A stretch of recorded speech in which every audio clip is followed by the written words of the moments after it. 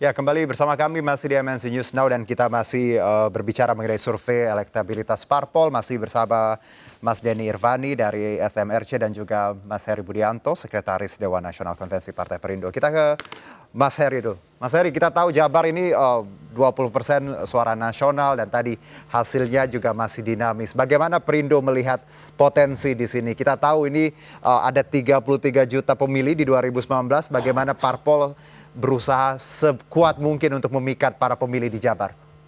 Ya, saya sangat mencermati apa yang disampaikan oleh Mas Denny, bahwa yang menjadi sampling dari survei ini adalah kalangan menengah ke atas ya, kalau saya lihat ya, dilihat dari kepemilikan telepon yang dikategorikan sebagai pemilih kritis. Nah, artinya apa? Kalau dilihat dari hasil survei ini, Perindo itu diterima di kalangan menengah ke atas. Nah, ini bagi kami adalah satu patokan untuk melakukan satu langkah-langkah politik ke depan. Bagaimana kemudian Perindo harus memanfaatkan betul ya apa yang dilakukan oleh teman-teman SMRC ini sebagai satu patokan ya untuk melakukan langkah politik. Misal kita tahu selama ini Partai Perindo ya, terutama dalam 6 bulan terakhir ini Partai Perindo melakukan langkah-langkah terobosan, ya. Melakukan misalnya konvensi rakyat, lalu kemudian Partai Perindo sangat lekat di hati publik termasuk di Jawa Barat karena sering melakukan kegiatan-kegiatan turun ke bawah, ya, peduli terhadap hal-hal yang terkait dengan bencana dan seterusnya. Nah, juga beberapa tokoh-tokoh Jabar yang belakangan bergabung dengan Partai Perindo, saya kira ini menjadi satu hal yang positif bagi Partai Perindo. Dan tentu ya Mas Denny dan seluruh pemirsa, ini adalah satu apa ya, boleh dikatakan kami sangat surprise dengan hasil ini, lalu kemudian tentu ini menjadi pokok bahasan ya. Begitu hasil survei ini dirilis, kami teman-teman di DPP melakukan koordinasi bahwa di Jabar ternyata kita bisa di atas Partai Nasdem ya, tentu ya kita tahu bahwa Partai Nasdem itu kan mengusung Ridwan Kamil ketika pemilihan gubernur. Nah, tentu saya kira kalau memang ini bisa dilakukan secara maksimal, tidak menutup kemungkinan pada 2024 yang akan datang Partai Perindo betul-betul mendapat dukungan dan mendapatkan kursi yang nanti akan melenggangkan Partai Perindo ke Senayan. Seperti itu. Saya ke Mas Denny, bagaimana potensi dari partai-partai lain untuk meraup suara atau memikat hati warga Jabar, mungkin seperti Perindo? Iya, peluang untuk meningkatkan dukungan masing-masing partai itu sangat terbuka di Jawa Barat. Indikasinya adalah sepertiga dari pemilih di Jawa Barat ketika kami melakukan survei itu belum memiliki pilihan. Kalau pemilunya diadakan sekarang. Artinya termasuk Perindo saya kira itu punya kans untuk bisa menarik 32,7% persisnya pemilih yang masih mengambang. Perindo memang di Jawa Barat kalau kita amati dibanding 2019 relatif stabil kan di survei ini. Sementara partai-partai lain, even termasuk PKB misalnya, Demokrat, atau bahkan PKS itu cenderung menurun kalau kita bandingkan dengan hasil pemilu 2019.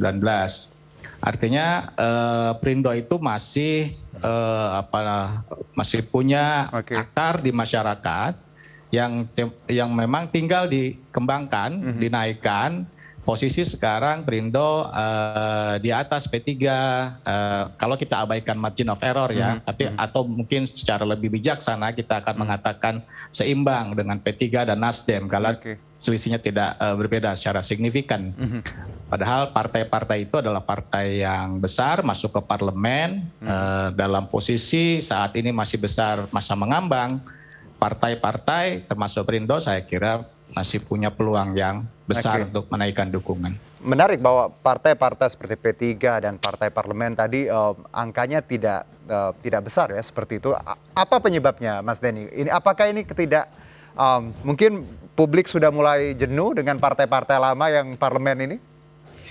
Menurut pengalaman saya mengamati perilaku pemilih kita bertahun-tahun, memang pemilih kita itu sangat tidak stabil. Kalau pemilunya masih jauh, itu kita akan selalu menemukan masa mengambang dengan jumlah yang sangat besar. Mengapa begitu? Mengapa itu bisa terjadi? Karena karakteristik pemilih kita yang pada umumnya itu merasa terasing dari partai politik, yang punya kedekatan secara psikologis dengan partai politik hanya 1 dari 10 pemilih. Artinya 90%-nya itu sebetulnya tidak punya ikatan yang kuat, ikatan psikologis dengan partai politik. Baik. Maka partai politik yang bisa mendekati pemilih, nah itu akan bisa punya kans untuk bisa meraih dukungan pemilih, karena masih banyak sekali pemilih yang sebetulnya tidak punya keeratan hubungan psikologis lah, saya kira. Oke. Berarti dengan kata lain bahwa konstruksi pemilih ya di Jawa Barat ini khususnya bisa berubah-ubah, sangat bisa berubah-ubah seperti itu ya Mas Denny ya? Betul. Oke. Saya ke Mas Heri. Mas Heri, kalau kita tahu ada potensi di sini dan tadi disebutkan Mas Denny bagaimana partai-partai bisa mendekatkan diri tadi agar masyarakat yang masih mungkin swing ya, kita sebutnya ini masih mengambang ini bisa jatuh hati. Perindo sendiri langkah apa ke depannya yang akan dilakukan treatmentnya untuk Jawa Barat? Ya, tadi saya sampaikan bahwa kita terus bergerak di masyarakat, melakukan konsolidasi, dan hari ini ya kita terus pasca Rakernas di Dido, Sukabumi, kita menyiapkan dokumen-dokumen terkait dengan verifikasi faktual. Dan di Jawa Barat ini tentu menjadi perhatian yang sangat luar biasa. Nah, kami tentu surprise lagi-lagi dengan hasil apa yang disampaikan oleh teman-teman SMRC. Ya, misalnya ketokohan, ternyata faktor ketokohan di Jawa Barat ini juga tidak banyak menjadi pengaruh atau variabel berpengaruh. Kita tahu misalnya RK itu lekat ya atau dekat dengan Nasdem misalnya. Lalu kemudian wakil gubernurnya UU itu adalah ketua DPW P3 bahkan. Nah, ini mencerminkan kalau Perindo ini bisa di atas Nasdem dan P3 ya dengan kerja-kerja politik, maka kami sangat optimis ya dengan waktu yang ada ini ya, dengan segala kekuatan yang ada pada Partai Perindo ini, kita mampu menarik hati para pemilih yang ada di Jawa Barat, apalagi 32%, saya kira ini angka yang sangat besar ya, yang belum menentukan pilihan. Nah, tidak ada kata lain Mas Juno, saya kira kerja-kerja politik yang akan dilakukan, dan ini juga bagi teman-teman DPW dan DPD yang ada di Jawa Barat, ini adalah potret yang bisa kita lakukan untuk kita melakukan kerja politik real ya, nyata di Jawa Barat seperti itu. Saya terakhir mungkin ke Mas Denny. Mas Denny, kalau kita bicara Jawa Barat, ini kan lumbung suara nasional ya, sangat besar seperti itu. Kalau bicara treatment atau apa yang disukai warga Jabar, apakah sosok yang religius atau nasionalis atau seperti apa, Mas Denny?